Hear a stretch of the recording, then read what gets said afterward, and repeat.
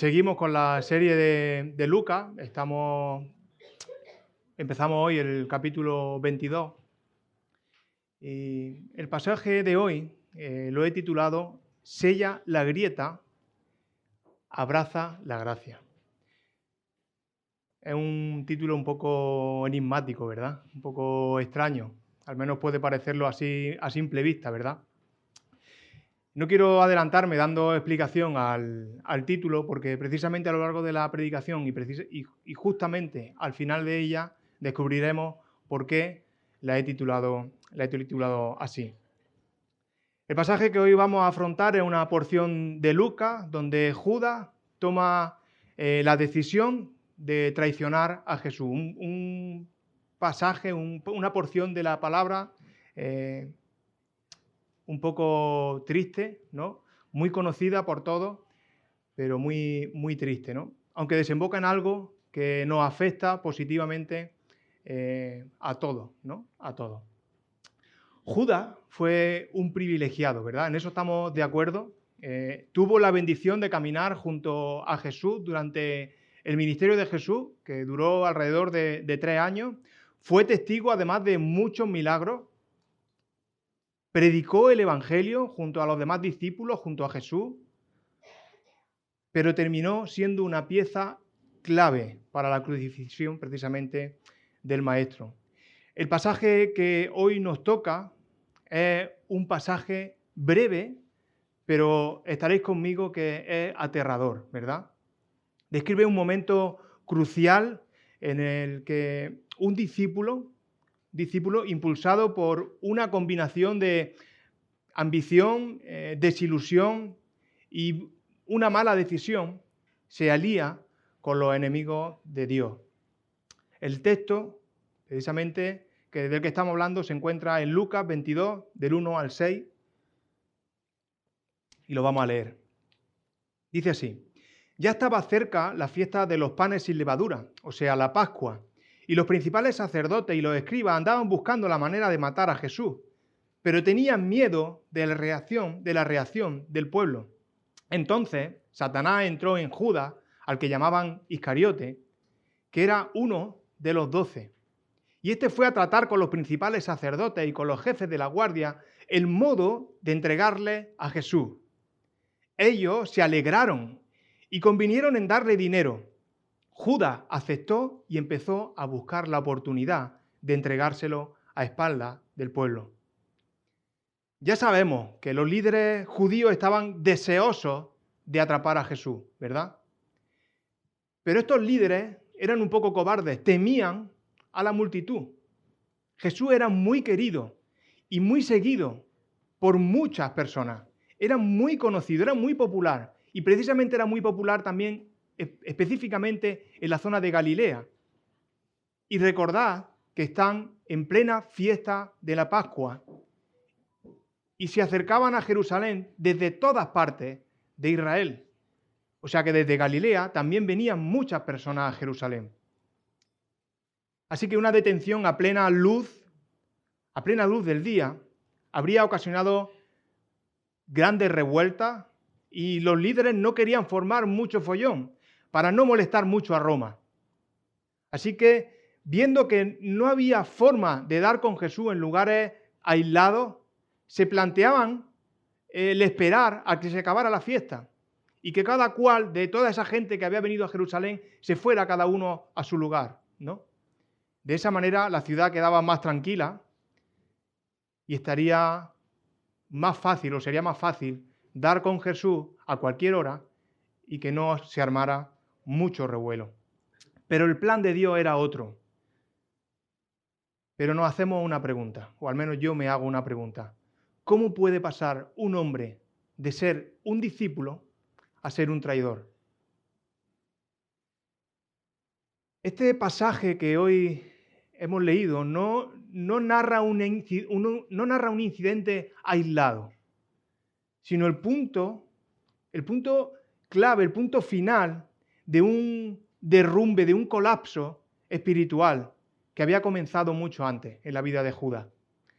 A menudo vemos este pasaje como algo aislado, como algo que sucede de forma repentina, como si Satanás poseyera a Judas y de repente, traición. Pero los relatos que tenemos donde se habla o se menciona a Judas no indican que Judas nos indican precisamente que Judas era diferente al resto de discípulos. Cuando leía este texto hace 2 semanas, después de llorar un buen rato porque no tengo mucha suerte yo a la hora de que me toquen textos y lo veía bastante difícil de predicar, tengo que reconocer que no me gustó mucho que me tocara esto. Hubiera preferido que lo hubiera tocado a Pepe, por ejemplo, ¿no? O a Alison o a cualquiera, me da igual, ¿no? Pero que no me hubiera tocado a mí. Pero después de leerlo y reflexionar, vino a mi mente un pasaje también de Lucas 6, en los versículos 46 y 49. Y esto me ayudó a comprender mucho mejor este pasaje. Y vamos a leer el capítulo 6, los versículos 46 hasta el 49. Dice: ¿por qué me llamáis Señor, Señor, y no hacéis lo que yo digo? Está hablando Jesús. Os indicaré a quién se asemeja aquel que viene a mí, oye mis palabras y actúa en consecuencia. Es semejante al hombre que al edificar una casa cavó y ahondó y puso el cimiento sobre roca. Cuando vino una crecida, el río golpeó con ímpetu contra aquella casa, pero no pudo moverla porque estaba fundada sobre la roca. Pero el que oyó mis palabras y no actuó en consecuencia es semejante al hombre que edificó su casa sobre tierra, sobre la arena, sin fundamento sólido. El río batió con ímpetu contra ella, la derribó y la dejó completamente en ruina. Esta parábola nos habla de 2 hombres que oyeron la palabra. 2 hombres que oyeron la palabra, pero solo uno edificó sobre la roca. Y precisamente el hombre que edificó sobre la arena refleja la realidad en la que vivía Judas. Judas fue el hombre que oyó. Judas fue el hombre que no hizo. Y fue el hombre que edificó su discipulado sobre un cimiento de arena. Y de esta manera se convirtió en una persona muy vulnerable al pecado. Hoy, precisamente, veremos cómo una mala cimentación combinada con el pecado abre una puerta que da pie a la destrucción. El primer error de Judas fue precisamente que su discipulado no se basó en la persona de Jesús. Judas tenía su propia agenda, sus propias expectativas personales acerca del Mesías. Y precisamente este es el cimiento de arena del que Jesús advirtió a sus discípulos y a él entre sus discípulos. Por eso he creído importante titular el primer punto de esta predicación, cimiento de arena. Creo que es fundamental conocer la raíz del problema y la clave está en la cimentación de la casa. Porque cuando una casa se empieza con una mala construcción, ¿qué pasa? Pues que todo corre un grave peligro de derrumbarse, ¿verdad? Jesús habla muy claro en Lucas 6:46. Dice: ¿por qué me llamáis Señor, Señor, y no hacéis lo que yo digo? ¿Por qué me llamáis Señor, Señor, y no hacéis lo que yo digo? Estas palabras de Jesús son lejanas al momento en el que estaba hablando, o sea, en el que Judas decide traicionar, pero ponen de manifiesto la hipocresía que seguramente ya estaba comenzando a florecer en este discípulo, en Judas. Honraba a Jesús con sus palabras, es muy probable que lo hiciera, pero Jesús ya conocía el corazón de Judas, conocía sus acciones y estas acciones estaban dirigidas por sus propios deseos. Y esta es la raíz que explica la decepción. Judas y muchos de sus contemporáneos esperaban un Mesías político y militar. Eso ya lo sabemos muchos de nosotros, ¿verdad? Esperaban un Mesías que derrotara al pueblo invasor romano, un libertador que acabara con ello, el régimen de Roma, y que establecería un reino terrenal glorioso donde estos 12 apóstoles tendrían poder y tendrían riqueza. Eso es lo que él se pensaba. Y claro, Si Jesús era eso que él estaba pensando que era, él estaba en una posición de privilegio. Él formaba parte de esos 12 escogidos que gobernaría junto al Mesías y que probablemente y con mucha y casi seguro tendrían riquezas, ¿no? Riquezas materiales. Esto es un cimiento de arena. La clave está en que su fe estaba puesta en los beneficios materiales. Estos beneficios materiales son temporales y es una ambición personal, fijándose, como decimos, en su propio ombligo. Judas tenía su mirada puesta en la riqueza, que tenía puesta la mirada en el poder, en la gloria terrenal que podría recibir. Judas no quería ver el verdadero propósito, el propósito redentor que Dios tenía planeado, que apuntaba precisamente a sufrimiento, cosa que él no quería, y apuntaba a una cruz que tampoco entendía. Judas estaba desencantado y comenzó precisamente ahí el declive. Cuando Jesús empezó a hablar de sufrir, cuando empezó Jesús a hablar de muerte y no hablaba de reino terrenal, el cimiento de Judas empezó a temblar. Al darse cuenta de que Jesús no había venido para satisfacer sus ambiciones políticas y económicas, su amor por Jesús se enfrió. E imagino que también comenzó a estar resentido precisamente con Jesús. Y eso abrió una grieta. Para que entendáis esto, imaginad una presa, ¿no?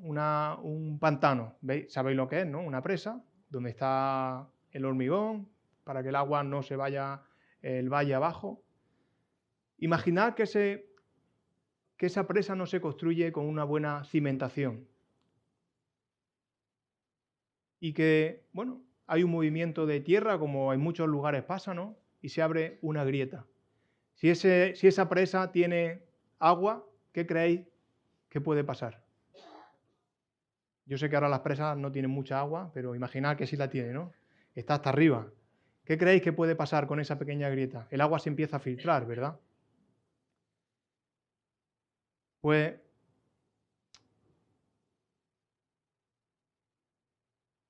volviendo a Judas, el cimiento de Judas empezó a temblar por la desilusión de esa falsa expectativa. Porque Judas había cimentado mal, era un mal cimiento. Y se empezaron a abrir grietas.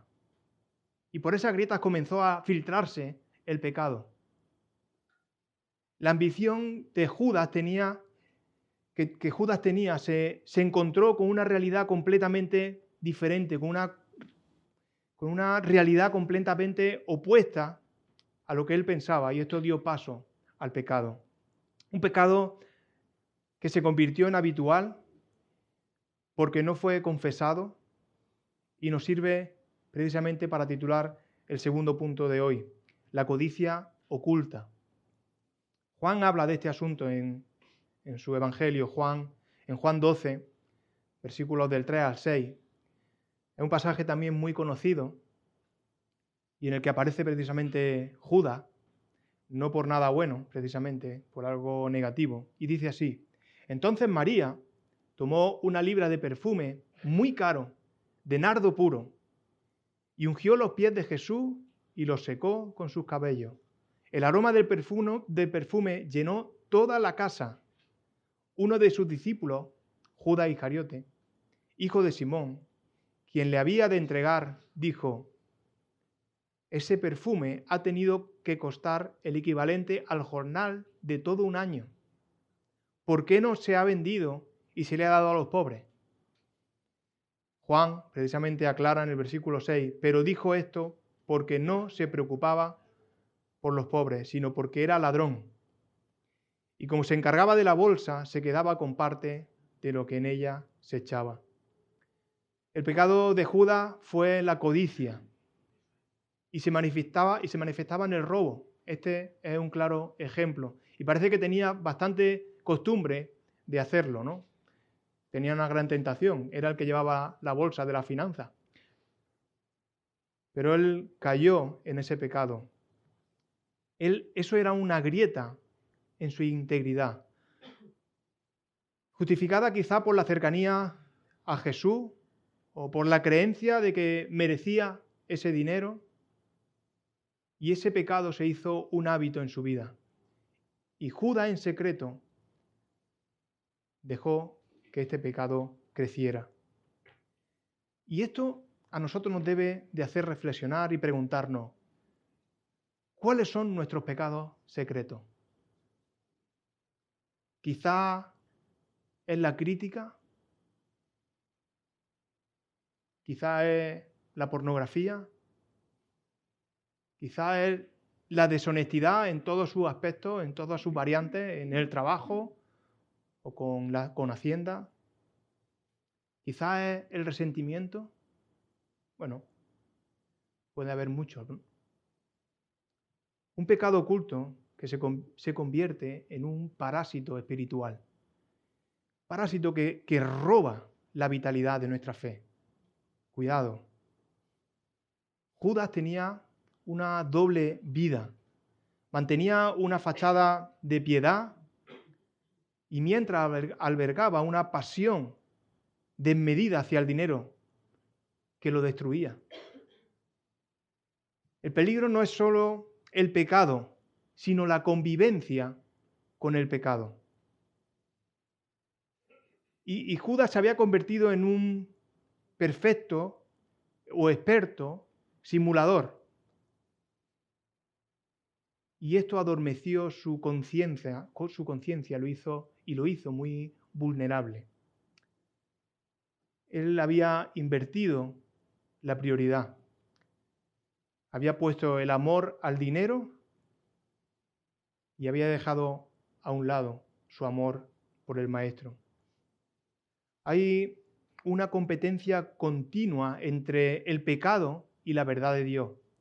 Los dos buscan alcanzar nuestro corazón. Ambas cosas. En este caso, el pecado pudo con Judas.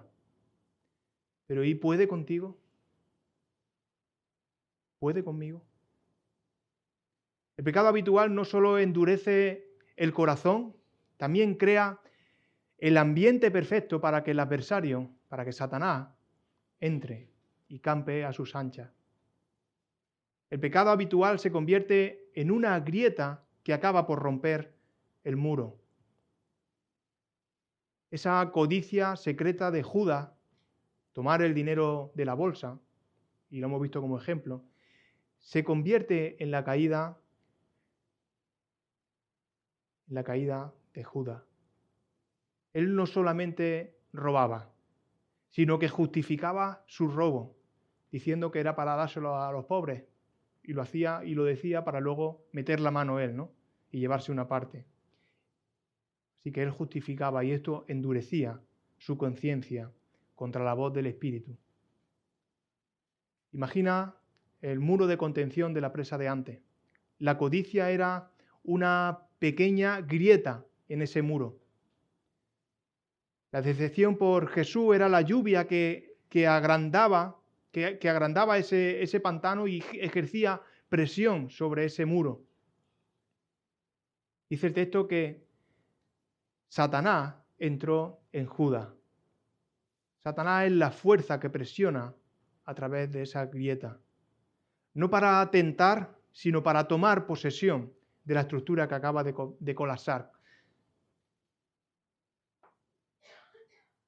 Cuando eso sucede, Satanás entra y hace la caída mucho más grande. La entrada de Satanás no convierte a un hombre bueno en un hombre malo. Convierte a un hombre ya comprometido con el pecado en un instrumento activo, en un instrumento útil para la maldad. La avaricia de Judas por el dinero pasa de ser un pecado, un vicio, a ser el motor de esa traición. Inmediatamente después de que Satanás entra en Judas, dice el versículo 4, que fue a tratar con los principales sacerdotes y con los jefes de la guardia el modo de entregarle a Jesús.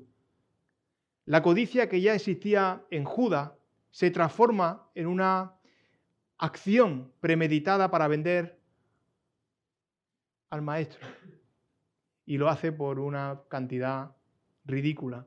El precio era 30 monedas de plata, el precio que tenía un esclavo. El pecado para Judas ya no es un pasatiempo, ya no es un hobby, es una misión en su vida. Una vez que Satanás toma el control de esta situación, la perspectiva de Judas se distorsiona por completo. Él ve una oportunidad de enriquecerse donde la gracia ofrecía perdón y salvación. Judas es incapaz de ver la terrible magnitud de su acción.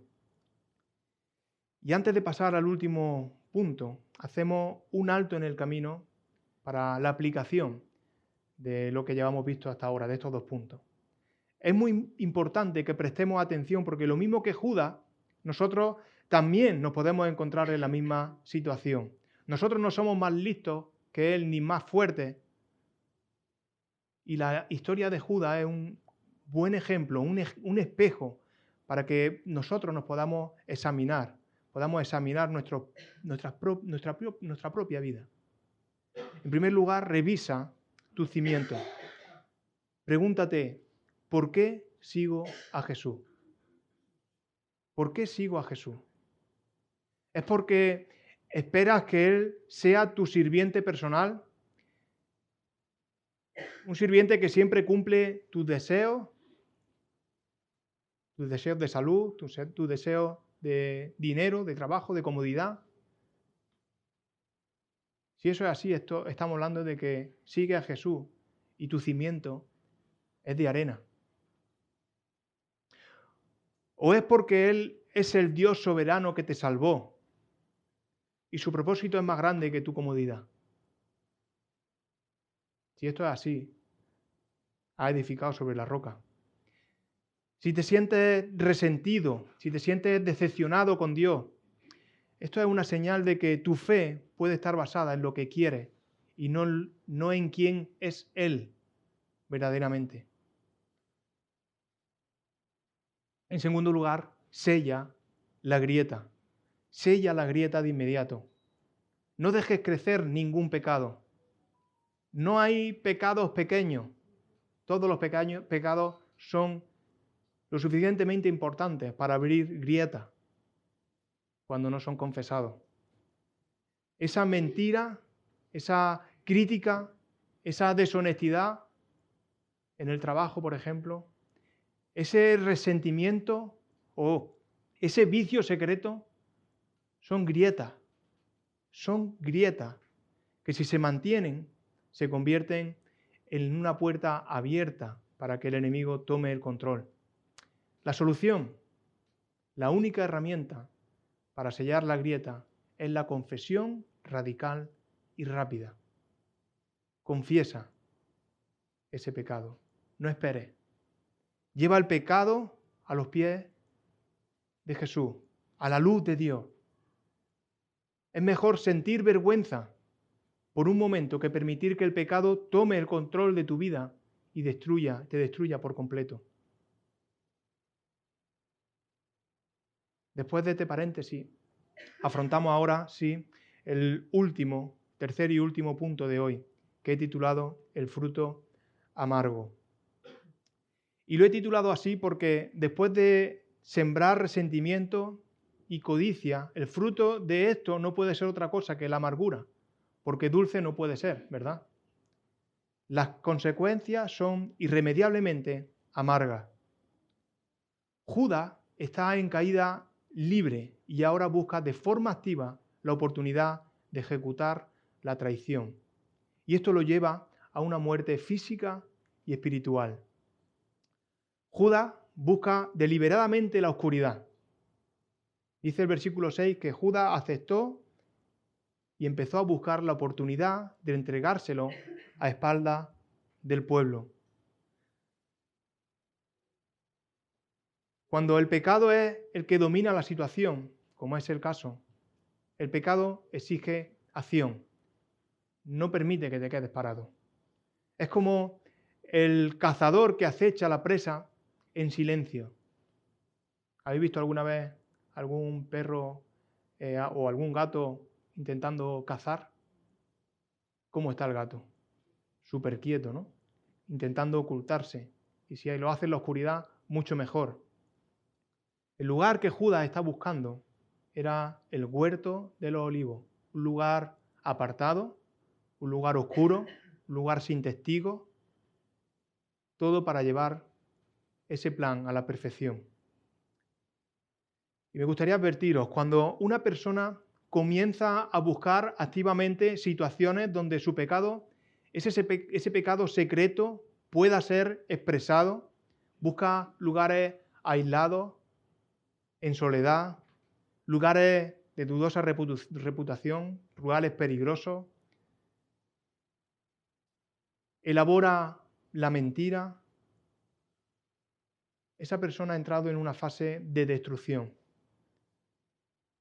Ya no es una tentación, ha pasado al plano de la colaboración estrecha con el mal.